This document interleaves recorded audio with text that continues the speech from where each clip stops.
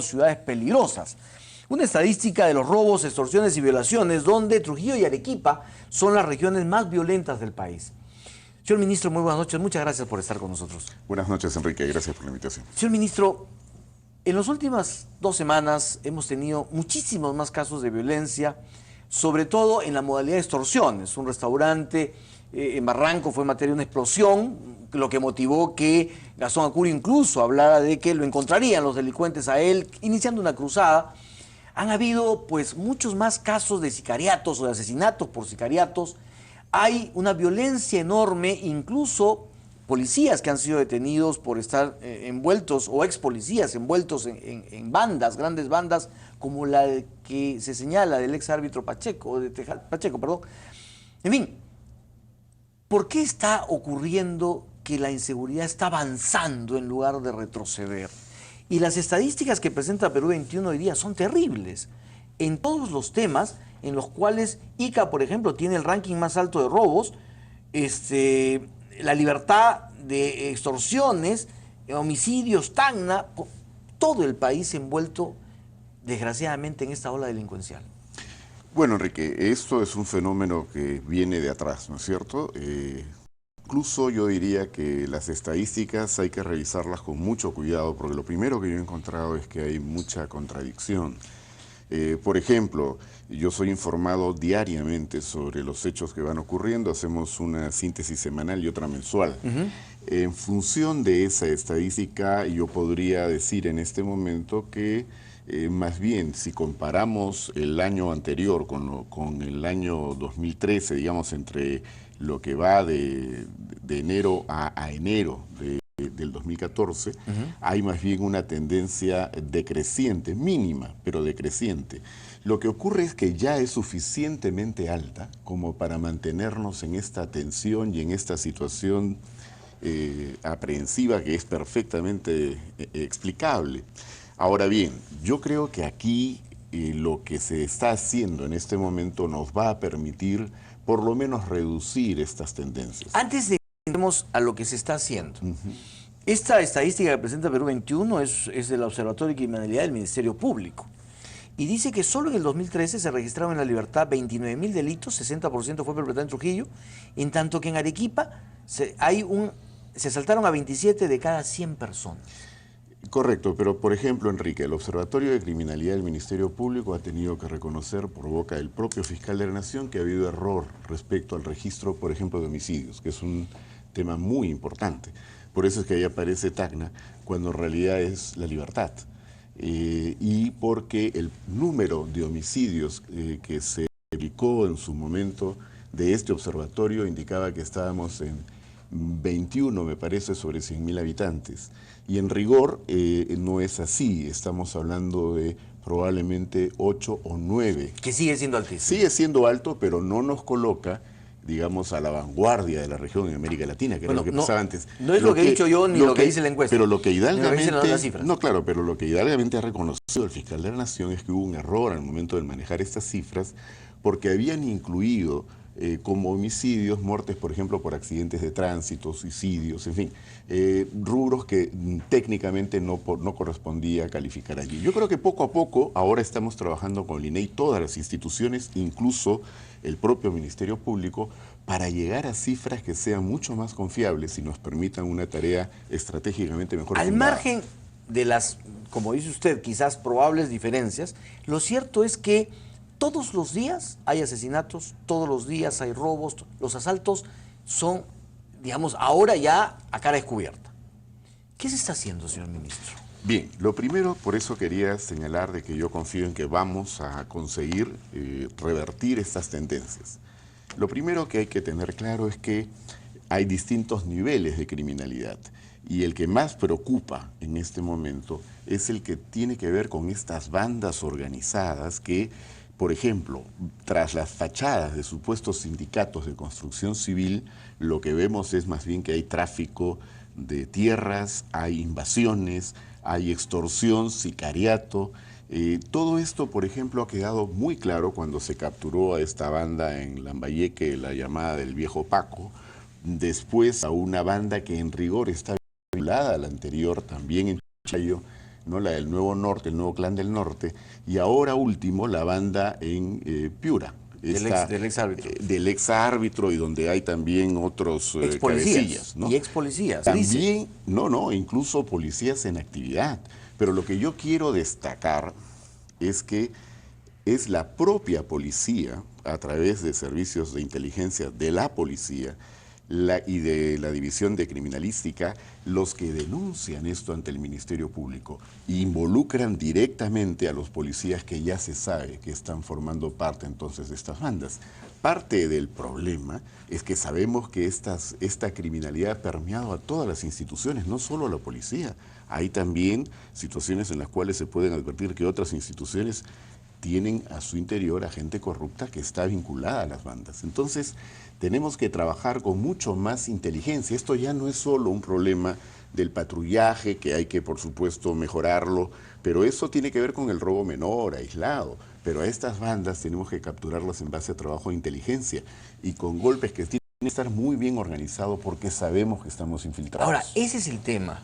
La policía tiene capacidad para hacer un buen trabajo de inteligencia, me refiero a las dos inteligencias, ¿no es cierto? La operativa y la de cada uno de los policías. Porque ese es el tema fundamental y eso es lo que mucha gente ha dicho que no tiene la policía. Por eso es que se dan los golpes en lugar de que haya un trabajo de prevención para poder capturar antes. La policía no tenía lo que era necesario, una inteligencia fortalecida. Ahora la tiene y la vamos a fortalecer más todavía. Porque como digo, la estrategia ha cambiado. Ahora vamos a establecer bases en diferentes lugares del país, contingentes que están dedicados 100% a la institución y que van a golpear a la criminalidad en función de este trabajo de inteligencia que, como repito, lo hemos reforzado. Se ha venido trabajando incluso con grupos especializados de inteligencia a distinto nivel para que esta tarea pueda ser realizada en forma permanente y nos vaya liberando progresivamente de estas bandas que, como digo, están vinculadas. La caída de la banda de Piura, créame, Enrique, poco a poco va a ir generando la caída de otras bandas que son las que más nos preocupan en este momento. Ahora, se habla mucho de que las extorsiones nacen desde los penales, que ahí hay no solo libretas, datos, en fin, todo tipo de información. ¿Ahí no se hace inteligencia en los penales, señor ministro? Se tiene que hacer inteligencia. Todavía no, no se está haciendo. Se está haciendo. Se está haciendo, obviamente. ¿En coordinación con el INPE? Es un trabajo de cuidado, tenemos que, digamos, ser muy discretos respecto a lo que expresamos, cómo se realiza, pero lo estamos haciendo. Y también por eso es que vamos a poner ya por adelantado, porque el programa que ha previsto desde el Ministerio de Justicia la instalación de bloqueadores en los penales todavía está en su parte previa, o sea, preparatoria. Pero vamos a adelantarnos ya, esto ha sido una decisión de gobierno que le hemos conversado con el presidente Humala, de bloquear los penales de Pixi y el penal El Milagro en Trujillo, porque sabemos que esto nos va a permitir apreciar hasta qué grado, ¿no?, es que se manejan estos sicariatos y estos homicidios, esta actuación criminal desde los propios penales. Ahora, toda esta tarea debe apoyarse en un equipo policial profesional y capaz, ¿no es cierto? Sin duda.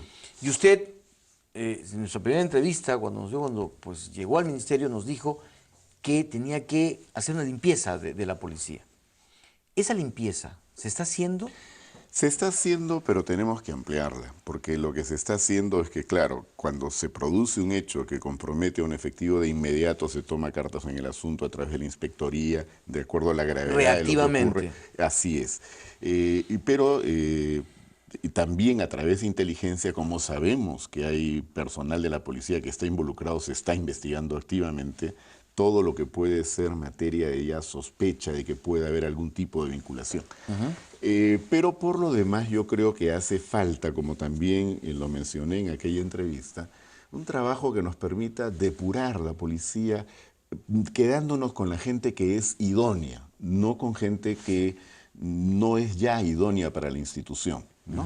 Hay casos, por ejemplo, de gente que ya no tiene ninguna proyección futura, o sea, no van a hacer carrera, que es el sentido, digamos, de la vocación de un policía que ingresa a una escuela y después cuando sale de oficial o suboficial pretende llegar al grado más alto, ¿no es verdad?